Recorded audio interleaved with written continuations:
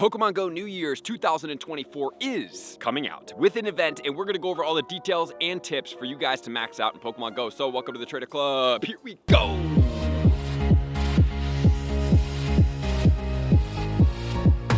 Happy New Year's, everybody. I love and appreciate all you guys. Thank you guys for continually trusting me and tuning into the channel. I really appreciate all of your viewership, and I'm super grateful to have all of you guys as fans and to allow me to help you guys make sure that Pokemon Go is optimized for your entire life, because that is my goal. As you guys do know, everything I do produce is try to help you guys learn and to entertain as well, to make sure you guys have some positive outlooks to look on with your new year. So I just want to take a moment and thank you guys, each and every one of you guys, for being truly amazing viewers, and thank you guys for all the comments, the love, the thumbs up, everything that you guys do throughout the year. I love and appreciate you guys, and don't think it doesn't go unnoticed. So now we're going to transition into more tips for you guys, because we have the New Year's Eve event. It's a quick one, and it does introduce ourselves a new shiny costume, which is going to be Jigglypuff, and you can evolve that all the way into Wigglytuff with a bow. I think it's a pretty decent shiny costume. Is it the best?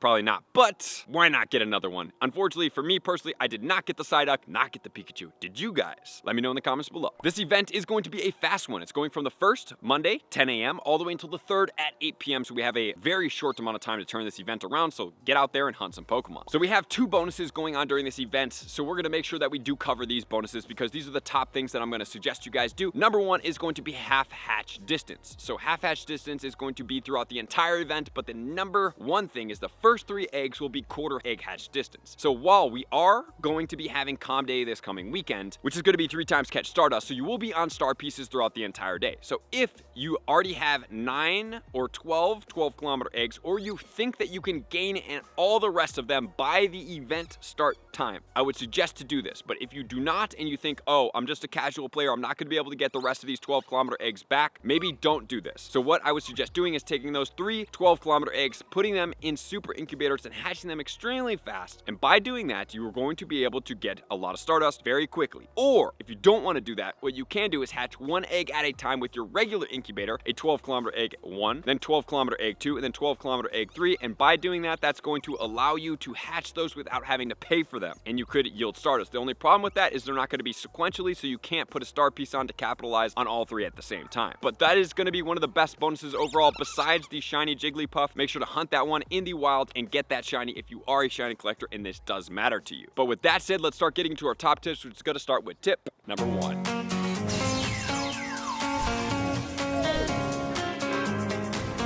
Tip 1, all about the spawn. So we have 3 Pokemon that are mainly spawning. Number 1, Jigglypuff. Jigglypuff actually goes into Wigglytuff. It does pretty good in PvP, which we'll check out here in a second. We also have Hoot that does have a hat on, and then we also have the Darumaka with the shiny out, and then if you are lucky, a rare spawn, which is going to be Bronzer. So as far as the Noctowl, let's talk about it real quick. So it has been in raid battles with the hat on, so I do believe that the evolution should be able to be happened. So if you do need that shiny, please make sure to hunt after it. Okay, so for the Wigglytuff, it's going to be ranked 87 in the Greatly with Charm, Icy Wind, and Disarming Voice as the moveset. It's going to be a 0, 15, 12 for the 100% IV. As far as the Noctowl, it's just above 100 in the Great, and the Ultra League is a little further above 100, so we're not going to cover it, but if you do want it, you can check out those IVs right here. And Bronzong, not too great here. And Darumaka is decent. It's a decent meta-attacking fire Pokemon. It is very glassy, though, and there are better Pokemon than it. But if you do want that Pokemon, it's a good one to have, and might as well catch it, right? So that is a good budget Pokemon to be able to catch, trade, get a good IV Lucky, and power up for a lot less Stardust. But just remember, it is glassy, so it's not my favorite Pokemon, but I am going to put a notable mention on it. So with that said, now let's get into tip number 2.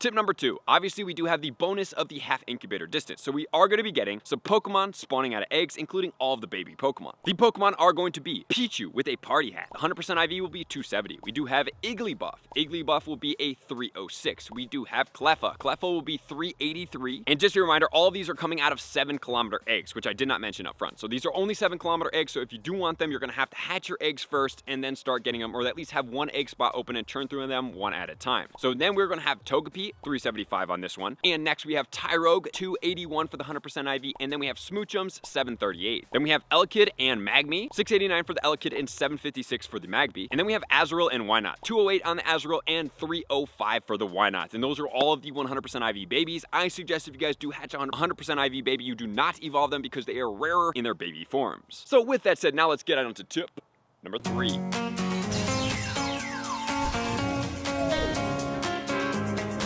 tip 3 is all about the raids. So for the raids, in the 1-star raids, we have Charmander, Bulbasaur, and Squirtle all spawning with the party hats. And then we have the New Year's Eve Hoo-Hoo, and we have the Wurmple with the hat on as well. So if you guys do want to raid for those to try to get the shinies, feel free. Do I suggest you do those? I do not. I'm really not the biggest fan of those. In the 3-star raids, we'll have party hats on Raticate, Gengar, Nidorino, and Wobbuffet. And then in 5-star raids, we are going to be having ourselves in the North Americas and Greenlands, we're going to have a Buzzwole. Xurkitree will be in the Asia Pacific, and then we're going to have Pheromosa in Europe. Okay, so what do I think about these Pokemon? Well, we've already started releasing some of the shinies. And while these are going to be out again without a shiny form as of right now that I see, I suggest you guys just skip out on raiding them all simply. Like, just do your free remote raids when you have the chance, and then skip out on the rest. The reason being is that these specific Pokemon are going to eventually have shiny forms, so why keep raiding for these Pokemon and trying to get good IV Pokemon when you could be raiding for them Pokemon, trying to get good IV Pokemon, getting the XL Candy, and getting the shiny? It's over a trifecta in that situation, as opposed to just going for a Pokemon without the shiny form. What I've learned in Pokemon Go is just be patient, wait until the other things come out, and then go from it from there. So that's my suggestion why I would probably go after that instead of going after other things, and that's where I would leave it. And then also we have Mega Ampharos in raids. And then finally there is a $1 quest line. Okay, this $1 quest line is abysmal, to be quite honest with you, but it does give you 100 coins, so at least you're getting 100 coins for that $1, so it's a 1-for-1 ratio, which honestly I don't think is that big of a deal. Once you're spending it, you're getting it right back, and you're getting a little bit more, so let's see what that is. We have walk 1 kilometer for 2024 Stardust, catch 20 Pokemon for the Jigglypuff encounter, hatch 2 eggs for the Hoo-Hoo, take 4 snapshots of wild Pokemon for the Wurmple. You get 100 coins and 10,000 XP. So not too bad with the 100 coins for the $1. But now let's check out the field research. Catch 5 Darumaka for a Darumaka encounter at 618 or 2024 Stardust, catch 3 Bronzer for a Bronzer encounter at 258 in 2024 Stardust, or hatch 2 eggs for 2024 Stardust.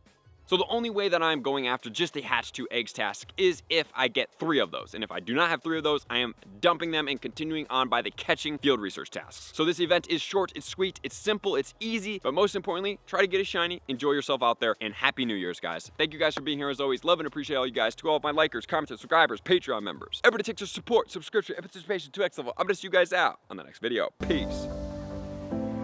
I want to take this time to thank everybody who supports me in every facet. It means the world to me, and an extra special thank you to all my Patreons.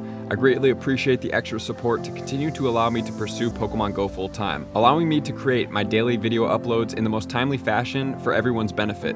Plus, I get the amazing experience of sharing my creative processes behind the scenes and raiding all around the globe with select upper tiers. Thank you everybody for being a part of the Trainer Club. You all mean the absolute world to me, and I will see you guys out on the next video.